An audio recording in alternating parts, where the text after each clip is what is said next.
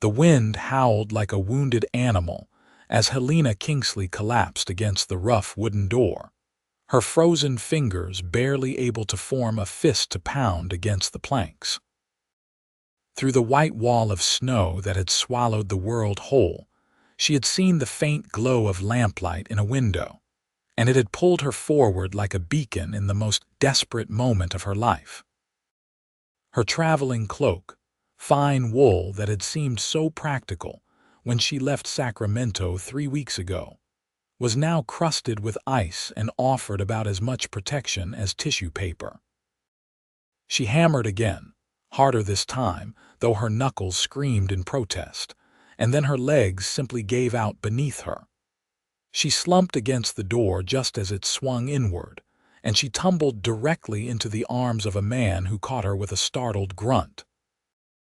"Lord above," the man breathed, his voice deep and rough like gravel underfoot, and through her blurred vision Helena saw a face carved by sun and wind, dark eyes widening in shock beneath the brim of a battered hat. He was tall and broad-shouldered, with several days' worth of stubble darkening his jaw, and he stood there in his doorway holding her as though she had materialized out of thin air. For a long moment, he simply stared down at her, and then something shifted in his expression, something that made the hard lines of his face soften in a way that seemed almost painful. His grip on her tightened, steadying her, and when he spoke again his voice had dropped to barely more than a whisper. "I've been incomplete until this very moment." Helena tried to respond, tried to tell him that she was lost and frozen and desperately needed shelter, but her teeth were chattering too violently, and her lips felt like blocks of wood. The man seemed to understand without words. He swept her up into his arms as though she weighed nothing at all and kicked the door shut behind them, blocking out the screaming wind and the deadly cold. The interior of the cabin hit her like a wall of warmth, and she gasped at the sudden change in temperature. A fire crackled cheerfully in a stone fireplace, casting dancing shadows across log walls and simple furniture that spoke of a solitary life lived far from town. "You're frozen clean through," the cowboy said, carrying her to the fire and settling her carefully into a worn leather chair that still held the warmth of his body. He moved with quick efficiency, pulling a heavy quilt from somewhere and wrapping it around her shoulders, then kneeling before the fire to add more wood. "What in God's name were you doing out in this blizzard?" "This storm came out of nowhere, caught even me by surprise, and I've lived in Nevada most of my life." "I was traveling," Helena managed through chattering teeth, pulling the quilt tighter around herself. Now that she was inside, the cold seemed to hit her even harder, as though her body had finally realized how close to death she had come. "From Sacramento to Denver. My stagecoach broke an axle 2 days ago, and the driver said we were only 5 miles from Hawthorne. He went for help, told us to wait, but he never came back. The storm hit this morning and I thought I could walk to town, find help for the others." The cowboy's head snapped around, his dark eyes sharp with concern. "Others? How many?" "3 more passengers. An elderly couple and a young man heading east to start a job. They're in the coach, but we were running low on food and the cold was getting worse. I had to try." He was already on his feet, moving to a corner where heavy winter gear hung on pegs. "Where's the coach?" "Southwest of here, I think." "But you cannot go out in this, you will die. I could barely see my own hand in front of my face." "I've got ropes and a horse that knows these trails better than I do," he said, shrugging into a thick coat lined with fur. "Can't leave people to freeze to death, not when I know they're out there." He paused, turning back to her with an expression that was both stern and oddly gentle. "You stay here by the fire, get warm. There's coffee on the stove and bread in the cabinet. I'll be back soon as I can." "Wait," Helena called out as he headed for the door. "I don't even know your name." He glanced back over his shoulder, and despite the urgency of the situation, a small smile tugged at the corner of his mouth. "Hugh Kingsley, and yours, Helena Mitchell." She realized what she had said a heartbeat later. "Wait, did you say Kingsley?" "I did." His smile widened just a fraction. "Guess fate's got a sense of humor. Now stay put and stay warm, Helena Mitchell. I'll be back." Then he was gone, the door slamming shut behind him and the howl of the wind briefly filling the cabin before cutting off again. Helena sat wrapped in the quilt, staring at the closed door and trying to process what had just happened. A man named Kingsley had caught her when she fell, had looked at her with such intensity that it had stolen what little breath she had left, and then had rushed out into a killer storm to save complete strangers without a moment's hesitation. And there had been something in his eyes when he looked at her, something that made her heart beat faster, even through the bone-deep cold that still gripped her. She forced herself to stand on shaking legs and made her way to the stove, where a battered coffee pot sat still steaming. The act of pouring coffee into a tin cup required more concentration than it should have, but eventually she managed it and took a careful sip of the strong, bitter brew. It burned all the way down, and she welcomed the sensation, proof that she was alive and warming up. The cabin was small but well-maintained, with everything in its place in the way of a man who lived alone and had learned to be self-sufficient. A single bed in one corner, neatly made, a table with 2 chairs, shelves holding canned goods and supplies, a few books stacked beside the bed. It was the home of someone who had carved out a solitary existence in this harsh landscape and made peace with it. Helena lost track of time as she stood by the fire, alternating between warming her hands and sipping coffee, her mind racing with worry for the other passengers and for Hugh Kingsley, who had charged out into the storm to save them. She had seen men die in the winter cold before, had watched the life fade from her father's eyes during a brutal winter in the Sierra Nevada mountains when she was 16. The memory still haunted her, and the thought of this stranger suffering the same fate made her chest tighten with an emotion she could not quite name.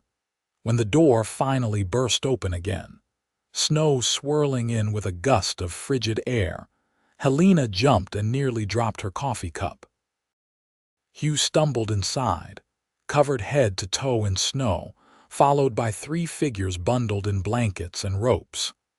Helena recognized the elderly couple, Mr. and Mrs. Patterson, and the young man, Daniel something, who had barely spoken during the stage journey. They all looked half frozen but alive, and relief washed over Helena so powerfully that her knees went weak. "Everyone inside," Hugh commanded, his voice rougher than before, strained by cold and exertion. "Close that door tight." He helped Mrs. Patterson to a chair while Mr. Patterson and Daniel sank down onto the floor near the fire, their faces pale and drawn. Hugh's horse, a sturdy gray mare, had been left in what must be a barn or stable outside, and now he began the process of getting everyone warm and tended to. For the next hour, the cabin was a flurry of activity. Hugh brought out more blankets, made more coffee, and heated up a pot of venison stew that he ladled into bowls for everyone. Helena helped where she could, though her own strength was still limited. She noticed that Hugh moved with a slight limp, favoring his left leg, and when he finally sat down to catch his breath, she saw him wince as he stretched it out. "You're hurt," she said, kneeling beside his chair. "Old injury," he said shortly. "Axe up in the cold, nothing to worry about." "You just walked through a blizzard on an injured leg to save people you don't know," Helena said quietly, meeting his eyes. "That's something." Hugh held her gaze for a long moment, and again she felt that strange pull, as though something deep inside her recognized something in him. "Couldn't do otherwise," he said finally. "Not in my nature to leave people in need. Thank the Lord for that, Mrs. Patterson called from her chair, her voice stronger now that she had warmed up. "We were certain we would die in that coach. When you appeared out of the snow like an angel, I thought I was already dead and in heaven." Hugh actually looked embarrassed, ducking his head. "No angel, madam, just a man who knows these mountains." The storm raged outside for the rest of that day and all through the night. Hugh gave up his bed for the Pattersons, and Daniel made himself a pallet on the floor near the fire. Helena insisted that she could sleep in the chair, but Hugh refused, instead creating a makeshift bed out of blankets in the opposite corner from his usual sleeping spot and gesturing for her to take it. When she protested, he fixed her with a look that brooked no argument. "You nearly froze to death today," he said firmly. "You need proper rest. I'll be fine right here by the fire." But late that night, when the others were all snoring softly and the fire had burned down to embers, Helena lay awake and watched Hugh's silhouette as he sat in his chair, staring into the dying flames. She could tell by the set of his shoulders that he was not sleeping, and on impulse she rose from her blankets and padded quietly across the wooden floor. "You should rest," she whispered, not wanting to wake the others. He glanced up at her, his face half in shadow. "Can't sleep in storms." "Never could." Helena settled onto the floor beside his chair, pulling a blanket around her shoulders. "Why not?" For a long moment she thought he would not answer. Then he sighed, a sound that seemed to come from somewhere deep inside him. "Lost my family in a winter storm 7 years ago. I was 22, thought I knew everything. We were living in Wyoming then, on a ranch my father had built with his own hands. I convinced them we should make one last supply run before the worst of winter hit, even though my mother said the weather looked bad. We got caught in a blizzard worse than this one. They didn't make it." Helena's breath caught in her throat. "I'm so sorry. I survived because I'm stubborn and lucky, neither of which they were." His voice was flat, emotionless, but Helena could hear the pain underneath. "Came down here to Nevada after that, found this piece of land, built this cabin. Been here 5 years now. Don't go into Hawthorne much, don't socialize much, just me and my horse and the work." "That's a lonely life," Helena said softly.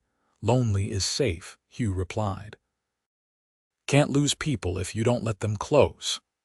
Helena understood that sentiment more than she cared to admit. After her father died, she had thrown herself into helping her mother run their boarding house in Sacramento, keeping herself too busy to form real connections with anyone. When her mother remarried last year to a man Helena could not stand, she had struck out on her own, accepting a teaching position in Denver because it meant escape. She had been running away from connection just as much as Hugh had. "I lost my father to the cold too," she said quietly. "I was 16. We were traveling through the mountains and got snowed in. He gave me his coat, his blankets, everything. By the time help arrived, he was gone." Hugh's hand found hers in the darkness, his fingers warm and calloused. He did not say anything, but the simple gesture said more than words could have.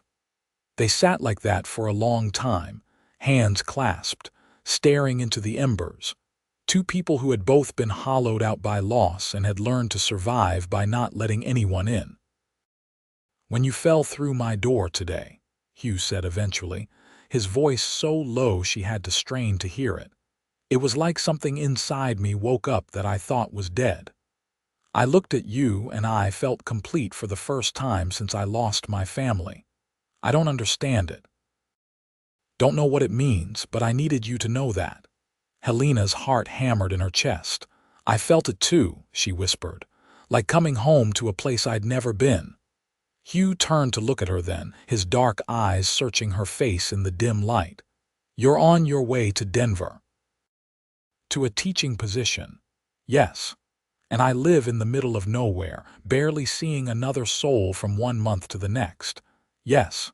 So this is impossible." "Yes. They both fell silent again, but neither of them let go of the other's hand. The storm blew itself out by noon the next day, leaving a world transformed into white silence. The snow had drifted to incredible heights, and Hugh announced that they would need to wait at least another day for the trails to be passable enough to attempt the journey into Hawthorne. No one complained. The cabin was warm, there was enough food, and everyone was simply grateful to be alive. Helena found herself watching Hugh throughout the day as he moved around the cabin, tending to everyone's needs. He showed Daniel how to properly stack wood so it would dry correctly. He sat with Mr. Patterson and discussed cattle ranching, something the old man had done in his youth. He was gentle with Mrs. Patterson, making sure she had the most comfortable seat and the warmest blankets. But his eyes kept finding Helena, and each time their gazes met, she felt that pull again, stronger now than before. In the afternoon, when the others were napping after a hearty lunch, Hugh asked Helena if she would like to see his barn. She agreed immediately, glad for a chance to speak with him alone. They bundled up in warm layers and stepped out into the blinding white landscape. The cold was still fierce, but the wind had died down, and the sun was actually breaking through the clouds, making the snow sparkle like diamonds. The barn was small but sturdy, built of the same rough timber as the cabin. Inside, it was warmer and darker, with the comforting smell of hay and horse. Hugh's gray mare, whose name was Daisy, nickered in greeting, and Hugh spent a few minutes checking her over, making sure she had not suffered from her journey through the storm. Helena watched his hands move over the horse's coat, gentle and sure, and felt something warm unfold in her chest. "You're good with her," she said. "She saved my life once," Hugh replied, giving Daisy a final pat. "First year I was here, I got caught in a flash flood. Horse I had then panicked and threw me, broke his own leg. I had to put him down. Walked for 2 days trying to get back here, got turned around, would have died if Daisy hadn't found me. She was wild then, young and skittish, but she led me straight home. I've never forgotten that." "So you saved me, and she saved you," Helena said. "Seems there's a pattern of rescuing going on." Hugh smiled, really smiled this time, and it transformed his entire face. He looked younger, less careworn, and devastatingly handsome. Helena's breath caught. "Maybe we're all just looking for someone to rescue us," he said, moving closer to her. "Or someone who makes us want to stop needing rescue at all." They stood in the dim barn with snow light filtering through cracks in the walls, and Helena knew that they had reached a turning point. She could feel the questions hanging in the air between them, all the practical reasons why this connection they felt was impossible. She was expected in Denver. He had built a life here in isolation. They had known each other less than 2 days. None of it made sense. "I don't want to go to Denver," Helena heard herself say, and the words surprised her as much as they seemed to surprise Hugh. "I took that job because I was running away from my life in Sacramento, from my mother's new husband who made me feel unwelcome in my own home. But I'm not running towards something I want, I'm just running." "And what do you want?" Hugh asked, his voice rough with emotion. "I want to feel like I belong somewhere," Helena said. "Like I matter to someone, like my life has purpose beyond just surviving day to day." Hugh reached out and cupped her face in his hands, his palms warm against her chilled cheeks. "You matter to me," he said. "I know it's crazy, I know it makes no sense, but when you fell through my door, something in me recognized something in you. I've been alone so long I forgot what it felt like to want something more, but I want more now. I want you to stay." "I've known you 2 days," Helena whispered, but even as she said it, she knew it did not matter. "I know. And if you need to go to Denver, I'll take you there myself when the trail's clear. I'll make sure you arrive safe and sound, and I won't ask anything of you. But if there's any part of you that feels what I feel, that knows what I know, then I'm asking you to consider staying. Consider giving us, a chance." Helena looked into his eyes and saw her own longing reflected back at her. She thought about the life waiting for her in Denver, teaching other people's children in a town where she knew no one, living alone in some boarding house, existing but not truly living. Then she thought about the feeling of home she had experienced in this rough cabin, the sense of rightness she felt whenever Hugh looked at her. "I'll stay," she said, and watched his eyes widen with hope and disbelief.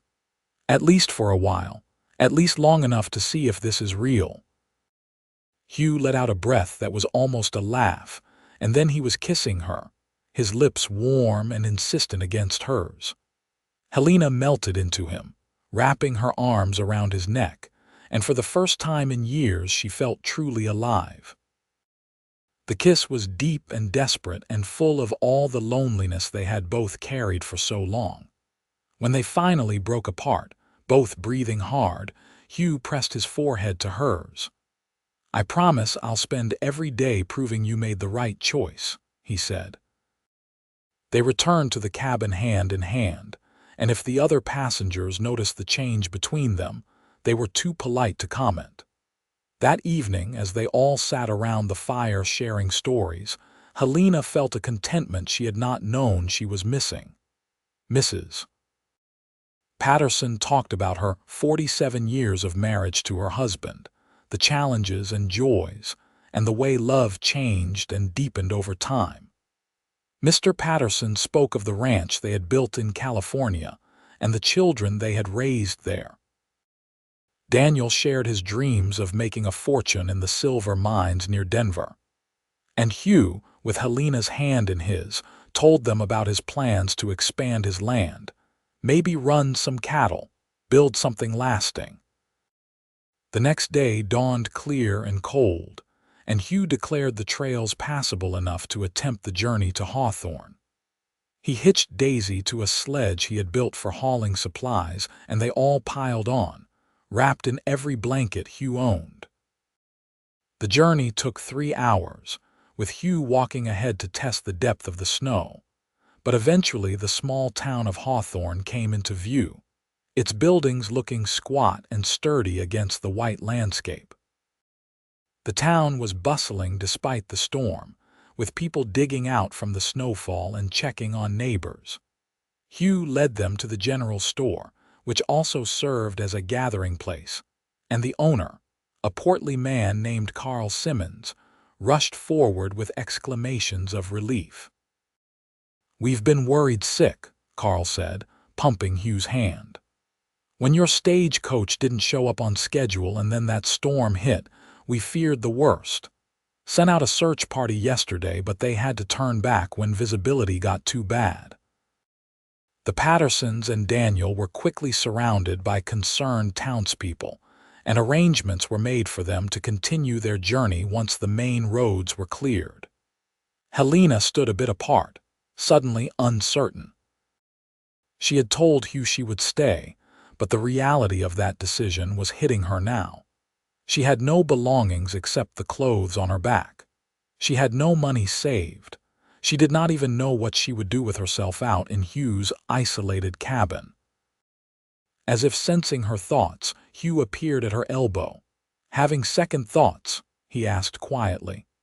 "Just wondering what I've gotten myself into," Helena admitted. "I've got a proposition," Hugh said. "The school teacher here in Hawthorne, Miss Abernathy, she's been wanting to retire for years. She's nearly 70 and the work is getting too hard for her. If you wanted to teach, you could do it here. It's not as big as Denver, but the children need someone and it would give you your own income, your own independence." Helena blinked in surprise. "You would want me to work?" "I want you to be happy," Hugh said simply. "I don't want you to feel trapped or dependent.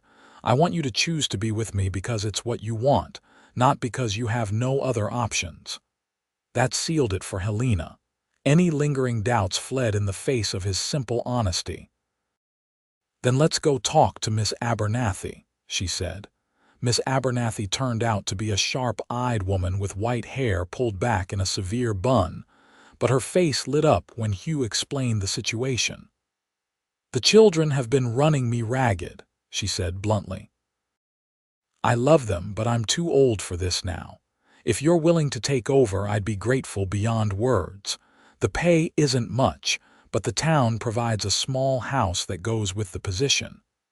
"I'll be living with Hugh," Helena said, and felt him squeeze her hand. "But I'd be honored to teach." They worked out the details over the next hour. Helena would start the following Monday, giving Miss Abernathy time to introduce her to the students and the curriculum. The town council would need to officially approve the hire, but Miss Abernathy assured her that would be a formality. By the time they left the general store, Helena had a job and a future, and the giddy feeling in her chest was something she had not felt in years. Hugh bought supplies for the ride back, including fabric for a new dress for Helena and various sundries she would need.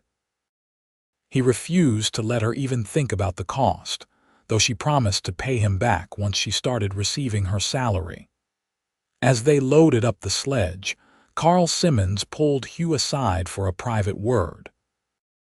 Helena could not hear what was said, but she saw Hugh's expression shift to something guarded and serious. When he returned to her, though, he was smiling. "Ready to head home?" he asked. "Home." The word made Helena's heart skip. "Ready," she said. The journey back to the cabin was quieter.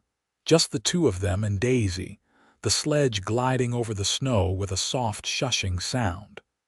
The winter sun was already sinking toward the horizon, painting the snow orange and pink. Helena sat close to Hugh on the sledge's seat, wrapped in blankets, and felt a peace settle over her that she had not known was possible. "What did Carl want to talk to you about?" she asked as they neared the cabin. Hugh was quiet for a moment. "He wanted to warn me that some folks in town might have opinions about you living with me before we're married. Said it would be better for your reputation if we made it official sooner rather than later." Helena felt her cheeks heat despite the cold. "We've known each other 3 days." "I know." Hugh glanced at her, his expression unreadable. "I'm not asking anything of you. I just wanted you to know what people might say." "And what do you want?" Helena asked. Hugh pulled Daisy to a stop right there in the middle of the snowy trail. He turned to face Helena fully, taking both her hands in his. "I want to marry you," he said bluntly. "I wanted to marry you when you fell through my door, if I'm being honest, but I know that's crazy, so I'm willing to wait, court you properly, do this the right way.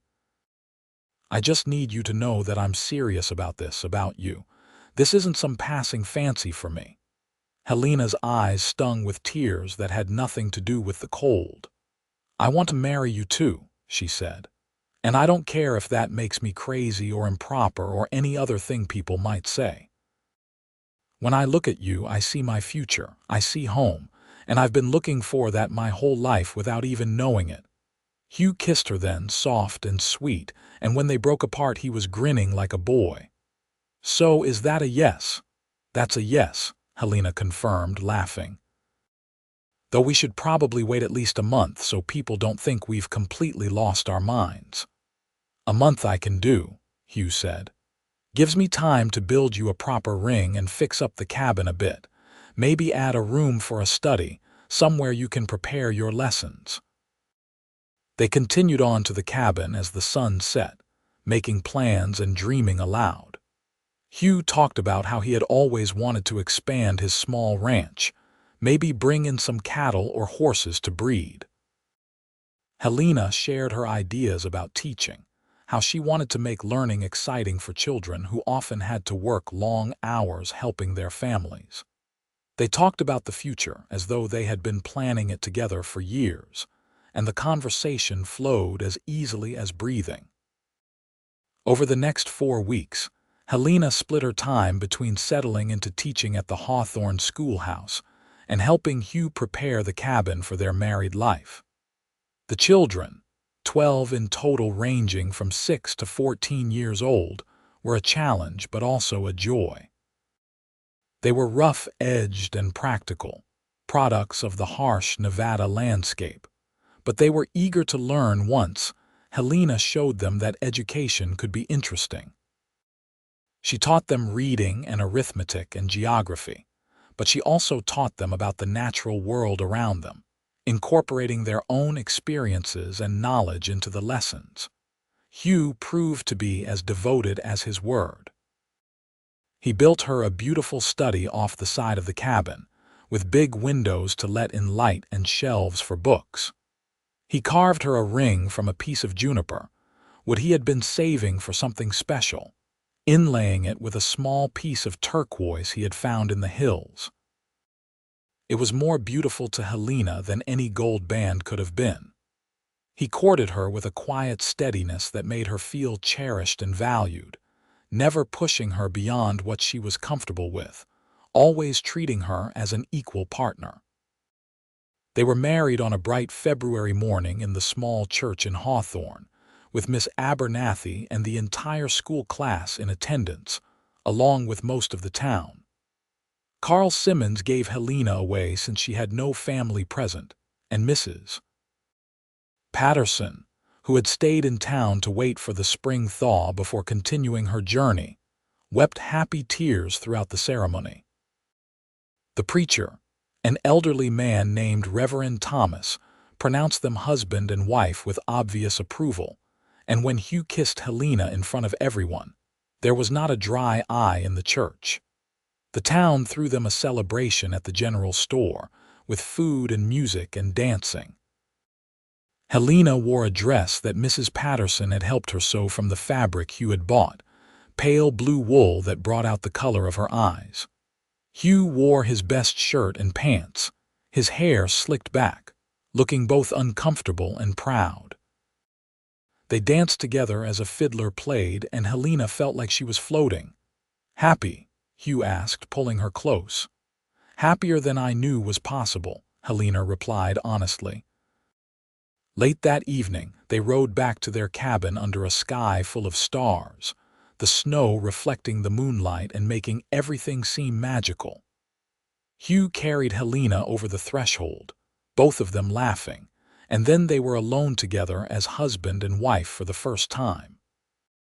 They made love slowly and tenderly, learning each other's bodies with patience and care, and afterward they lay tangled together in Hugh's bed, which was now their bed, and talked quietly into the night. "I keep thinking I'm going to wake up and find out this was all a dream," Helena said, tracing patterns on Hugh's chest. "If it's a dream, I don't want to wake up," Hugh replied, pressing a kiss to her hair. The first year of their marriage was not without challenges. The Nevada landscape was unforgiving, and there were times when supplies ran low or storms trapped them in the cabin for days at a time. Helena's teaching salary helped, but money was always tight. Hugh worked himself to exhaustion trying to get his ranch established, clearing land and building fences and negotiating with neighboring ranchers for cattle. There were moments of frustration and stress, times when they snapped at each other or went to bed angry. But through it all, the foundation of what they had built on that first impossible night held strong. They learned how to communicate, how to fight fair and forgive quickly. They learned each other's moods and needs. Hugh learned that Helena needed quiet time with her books in the evening to decompress from teaching. Helena learned that Hugh needed physical work to settle his mind when he was worried. They built a partnership based on respect and honest affection, and their love deepened into something that felt unshakable. In the spring of their second year together, Helena realized she was pregnant. She told Hugh one evening as they sat on the porch watching the sun set over the hills, and he looked at her with such joy and terror mixed together that she had to laugh. "I'm scared," he admitted. "I lost my family. What if something happens to you, to the baby?" "We can't live in fear of what might happen," Helena said gently, taking his hand and placing it on her still flat belly. We have to trust that we're strong enough to face whatever comes. Hugh was devoted throughout her pregnancy, almost comically so. He barely let her lift a finger, insisting on doing all the heavy work around the cabin, and even trying to take over some of her teaching duties, until she firmly told him to stop. The children at school were excited about the baby, and the whole town seemed to take ownership of Helena's pregnancy, offering advice and hand-me-down baby clothes and promises to help when the time came. On a warm October evening in 1874, with Mrs. Patterson attending as midwife and Hugh pacing nervously outside, Helena gave birth to a healthy baby boy. They named him Henry, after Hugh's father, and when Hugh finally came into the room and saw his son for the first time, he wept openly. "He's perfect," Hugh said, holding the tiny bundle with extreme care as though Henry might break. "You're perfect. I can't believe this is real." "Believe it," Helena said, exhausted but happy. "This is our life now."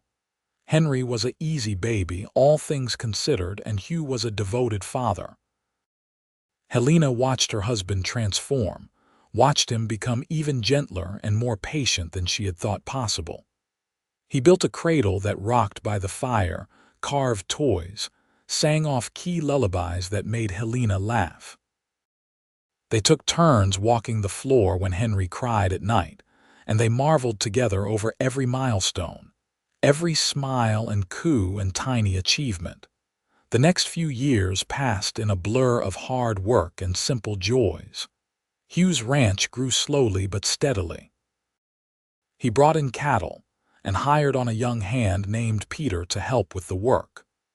Helena continued teaching, with Henry spending his days with a widow in town named Mrs. Chen, who took care of several children while their parents worked.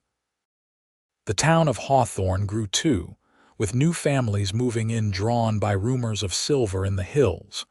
When Henry was 3, Helena became pregnant again.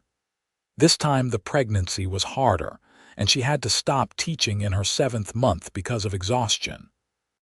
Hugh was beside himself with worry, but Helena assured him that the doctor said everything was progressing normally. She was just carrying a bigger baby this time. She was right. In May of 1878, she gave birth to a daughter who weighed nearly 10 pounds and came into the world screaming her displeasure. They named her Grace, and she was Hugh's shadow from the moment she could crawl. Life settled into a comfortable rhythm.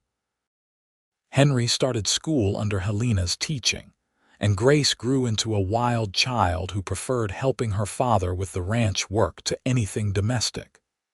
Hugh's land now supported 40 head of cattle, and they had built a proper barn and expanded the cabin to include 2 bedrooms for the children. It was not a wealthy life, but it was a good one, full of love and laughter.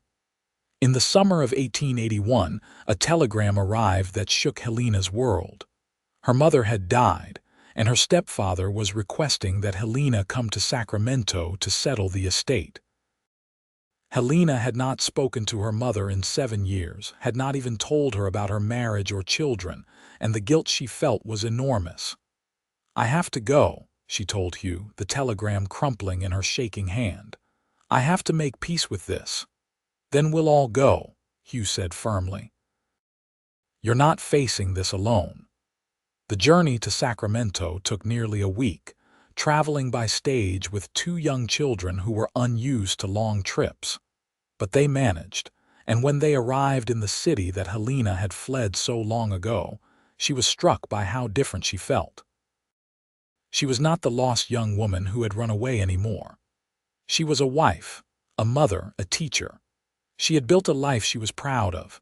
Her stepfather, a man named George who Helena had always disliked, greeted them with surprising warmth. "Your mother spoke of you often," he said quietly, leading them into the boarding house that had once been Helena's home. "She regretted the rift between you.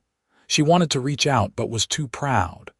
When she got sick, she made me promise to contact you to tell you that she was sorry." Helena cried then, all the grief and anger and regret pouring out of her. Hugh held her while the children looked on with worried faces, and George quietly left them alone. Later, after Helena had composed herself, George explained that her mother had left her half the boarding house in her will. It was worth a substantial amount of money, enough to secure the children's futures and expand the ranch significantly. "I don't want your money," Helena told George. "She was your wife. You should have it." "She wanted you to have it," George insisted. "And if I'm being honest, I'm planning to sell this place and move to San Francisco to be near my daughter from my first marriage. I'm too old to run a boarding house anymore. Please, take what she wanted you to have. Let it be her way of making amends." Helena ultimately agreed, and they spent a week in Sacramento settling the estate and making peace with the past. She visited her mother's grave and told her about Hugh and the children, about the life she had built in Nevada. She liked to think her mother would have been proud. When they returned to Hawthorne, they used the inheritance to buy more land and cattle, and Hugh hired on 2 more ranch hands. Helena was able to reduce her teaching to 3 days a week, giving her more time with the children while still doing work she loved. They built a proper ranch house, bigger and more comfortable than the cabin, though they kept the original cabin standing as a reminder of where they had started. The years continued to pass, bringing the small heartbreaks and large joys that make up a life. Henry grew into a serious, studious boy who loved books as much as his mother did. Grace became an accomplished rider and helped her father run the ranch with a skill that impressed everyone who saw her work. In 1885, when Helena was 40 and thought she was done having children, she discovered she was pregnant again. This time she gave birth to twins, a boy and a girl they named James and Julia, and the house was filled with noise and chaos and love. Hugh's hair went gray at the temples and his limp grew more pronounced on cold mornings, but his eyes still lit up every time he looked at Helena, and he still kissed her every morning and evening like it was the first time. Helena's face gained lines and her hands grew rough from work, but she felt more beautiful than she ever had as a young woman, because she was living a life she had chosen, with a man who cherished her. In the fall of 1890, on an evening much like the one when they had met 16 years before, Hugh and Helena sat on the porch of their ranch house, watching the sun set over the hills that had become home. The children were all inside, the older ones helping the younger with homework and chores, their voices drifting out through the open windows. "You ever think about that night?"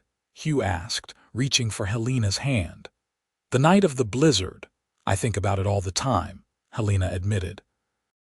"How different my life would be if I had not stumbled to your door, if you had not opened it, if we had not been brave enough to choose each other. I told you that night that I had been incomplete until that very moment," Hugh said, his voice soft with memory. "And it was true.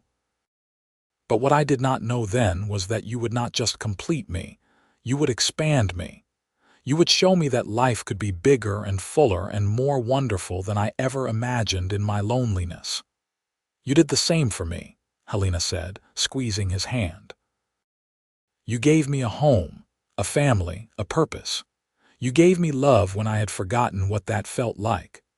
They sat in comfortable silence as the sky turned from orange to purple to deep blue, and stars began to appear one by one. Inside the house, someone started playing the piano that Hugh had bought for the children, the notes spilling out into the evening air. Helena thought about the scared, frozen woman who had pounded on a stranger's door, and the lonely cowboy who had opened it. She thought about how a single moment could change everything, how love could find you in the most unexpected places, how home was not a place, but a person who saw you completely and chose you anyway. "I love you," she said, the words as easy and natural as breathing after 16 years of saying them. "I love you too," Hugh replied, pulling her close. forever. And there, on the porch of the ranch they had built together, surrounded by the family they had created, with the vast Nevada sky stretching endlessly above them, Helena knew that she had found exactly what she had been searching for all those years ago. She had found home. She had found love. She had found herself. The years that followed were gentle ones. Henry went to university in San Francisco to study law, making his parents extraordinarily proud. Grace married a neighboring rancher's son, a good man named Thomas Wright, and they started their own ranch just 5 miles down the road. The twins grew like weeds, James showing Hugh's talent for working with animals and Julia inheriting Helena's love of teaching. Hugh and Helena grew old together, their love weathering every storm just as they had weathered that first blizzard. They celebrated anniversaries and birthdays, welcomed grandchildren, and supported each other through the losses that come with age. When Hugh's old injury finally forced him to slow down, Helena was there to help him adjust. When Helena's eyesight began to fail and she had to give up teaching, Hugh rode to her every evening, his voice steady and warm. On a winter evening in 1905, with snow falling softly outside just as it had that fateful night 31 years before, Hugh and Helena sat before the fire in the ranch house, surrounded by their children and grandchildren. Henry had brought his family from San Francisco for the holidays. Grace and Thomas and their 4 children had ridden over for dinner. The twins, both still unmarried and living at home, had cooked a feast that covered every surface of the big dining table. As Helena looked around at the faces of the people she and Hugh had brought into the world and raised with love, she felt a contentment so profound it brought tears to her eyes. This was what they had built from that single moment of connection, that instant when she had fallen through his door and he had caught her and known, just known, that everything was about to change. "Thank you," she whispered to Hugh, who sat beside her holding her hand as he had for more than 3 decades. "For what?" he asked, though his smile said he knew exactly what she meant. "For opening the door," Helena said. "For catching me, for choosing me, for this life." Hugh lifted her hand to his lips and kissed it gently. "Thank you for knocking," he replied. "For being brave enough to seek shelter with a stranger, for staying when you could have gone, for making me whole." Their children and grandchildren had grown quiet, watching them with the mixture of affection and slight embarrassment that comes from witnessing your parents' enduring romance. Henry cleared his throat. "We should probably tell them now," he said to his siblings. Grace grinned. "We have a surprise for you both," she announced. "We've all been talking, and we've decided that we want to throw you a proper anniversary party this spring. 31 years deserves a celebration." 32 years come February, Hugh corrected with a smile. "Even better," James said. "We will invite everyone from Hawthorne, all the ranchers, everyone whose lives you have touched. We are going to celebrate everything you have built together." Helena looked at Hugh and saw her own joy reflected in his eyes. Their children had no idea that the simple fact of their existence was celebration enough, that every morning she woke up beside this man was a gift, that every day of their life together had been the adventure of a lifetime. The party that spring was indeed spectacular. It seemed like half of Nevada turned out to celebrate Hugh and Helena Kingsley, the cowboy and the teacher who had become pillars of the community. Former students, now grown with children of their own, came to thank Helena for her years of dedicated teaching. Ranchers who had worked with Hugh spoke of his fairness and integrity. Neighbors shared stories of the countless times Hugh and Helena had helped them through hard times, offering food, money, labor, or simply a sympathetic ear. As the sun set on that perfect spring day, with music playing and children running and laughter filling the air, Hugh pulled Helena into a dance.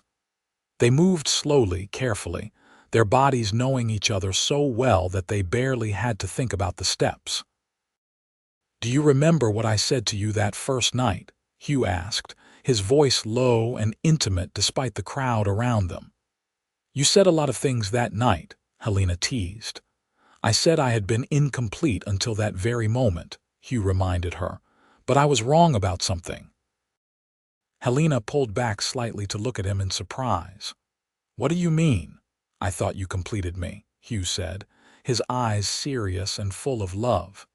"But what you really did was show me that I was already complete. I had just forgotten. You did not fill a hole in me. You helped me remember who I was supposed to be. You gave me permission to hope again, to love again, to live again. That's so much more than completion. That's resurrection." Helena felt tears sliding down her cheeks, but she was smiling. "You did the same for me," she said. "I was so lost, running from everything, and you gave me a reason to stop running. You showed me what it meant to be chosen, to be valued, to be loved unconditionally." They kissed then in front of everyone, and the crowd erupted in cheers and applause. Their children groaned good-naturedly, but Helena could see the happiness in their faces, the security that came from being raised by parents who genuinely loved each other. As the party wound down and guests began to depart, family helped clean up while Hugh and Helena sat on the porch of the ranch house watching the stars come out. It was the same porch where they had sat countless times over the decades, making plans and sharing dreams and simply being together. "What do you think happens next?" Helena asked, her head resting on Hugh's shoulder. "Next we keep living," Hugh said simply. "We watch our grandchildren grow. We help our children navigate their own lives. We tend the ranch and read books and sit on this porch watching sunsets. We keep choosing each other every single day until we cannot anymore." "That sounds perfect," Helena said, and it was. They had many more years together, years filled with the quiet joy of a life well lived. They saw Henry become a successful lawyer who fought for miners' rights. They watched Grace's ranch flourish and her children grow strong. They celebrated when James married a sweet girl from town, and Julia finally accepted a proposal from a patient schoolteacher who had been courting her for years. They welcomed more grandchildren and even a few great-grandchildren. In the winter of 1912, Hugh passed away peacefully in his sleep, his hand in Helena's at the age of 82. He had lived long enough to see the world changing, automobiles appearing in Hawthorne and talk of electric lights and telephones.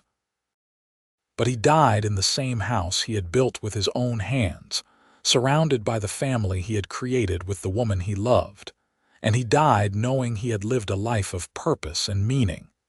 Helena grieved deeply, but without regret. She had loved him completely and been loved completely in return, and that was more than most people ever experienced. She lived 3 more years, spending her time with her children and grandchildren, writing down her memories so that future generations would know the story of how a blizzard had delivered her to a cowboy's door and changed everything. On the anniversary of Hugh's death, Helena asked her family to take her to the old cabin, the one where it had all started. It was still standing, maintained by her children as a memorial to their parents' beginning.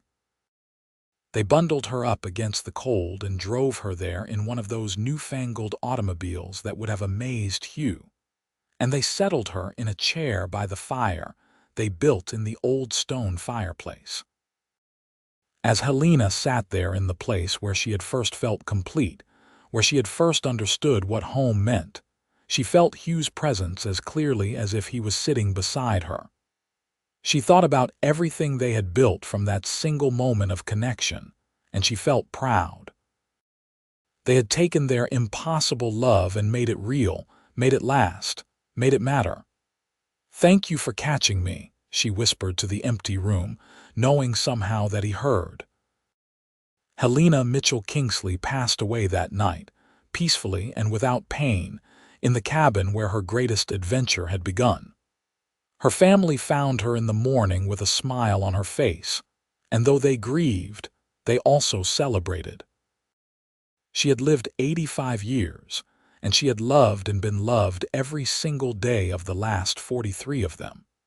They buried her beside Hugh on a hill overlooking the ranch they had built together, and the entire town of Hawthorne turned out for the funeral.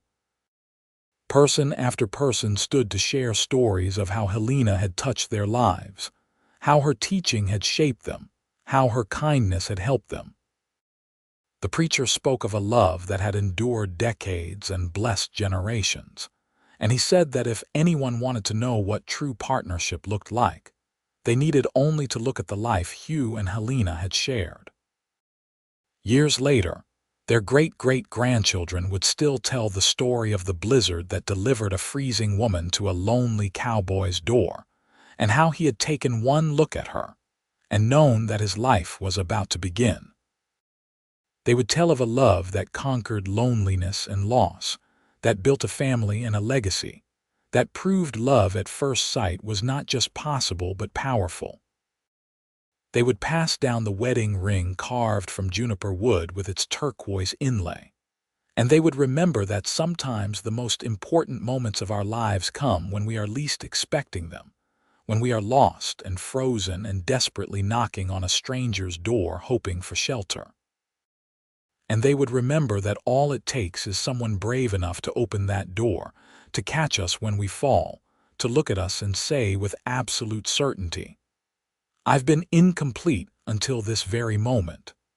Because sometimes, against all odds and logic, that moment of recognition is real. Sometimes two lonely souls find each other in the middle of a blizzard and build a love that lasts lifetimes. Sometimes the story has a happy ending, not because everything is perfect, but because two people choose each other over and over again, through every storm and every season until their last breaths and beyond.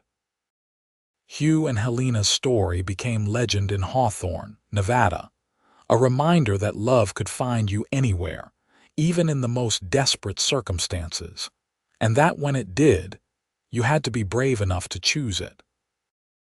Their ranch continued to operate for generations, run by their descendants who never forgot the foundation of love and partnership on which it was built. The old cabin was preserved as a historic site, and couples would sometimes visit it on their anniversaries, standing in the place where a remarkable love story began, and hoping some of that magic would bless their own relationships. And on winter nights, when the wind howled and snow fell heavily, people in Hawthorne would sometimes tell their children the story of the blizzard and the cowboy, and the woman who fell through his door. They would speak of impossible love made real, of loneliness conquered by connection, of two incomplete souls who found each other and became whole. They would tell it as a fairy tale, but it was better than that. It was real. It had happened. And the proof lived on in every generation that followed, in every child who carried the blood of Hugh and Helena Kingsley, in every person whose life had been touched by their enduring love. The story of that blizzard night would never be forgotten, because it was not just a story about two people falling in love. It was a story about hope, about second chances, about the courage it takes to open your door to a stranger, and the miracle that can happen when you do. It was a story about building something lasting from a single moment of connection, about choosing love over fear, about creating a legacy that would ripple forward through time. And in the end, that is what all the best love stories are about. Not perfect people or easy circumstances, but real people making brave choices and building something beautiful together, one day at a time, until their love becomes the foundation on which future generations stand. Hugh and Helena had done that. They had taken a moment in a blizzard and turned it into 43 years of marriage, 6 children, 19 grandchildren, and countless great and great-great-grandchildren. They had built a ranch and a reputation, touched hundreds of lives through teaching and ranching and simple kindness. But most importantly, they had loved each other completely, and in doing so, they had shown everyone around them what love could be when two people were brave enough to choose it and committed enough to nurture it through every season of life. Their story ended where it began, in that small cabin with snow falling outside, but it also never ended at all. It lived on in every descendant who heard the tale and believed in love. It lived on in the land they had tended and the community they had helped build. It lived on in the simple truth that sometimes, when we are most lost, love finds us, and all we have to do is be brave enough to let it in.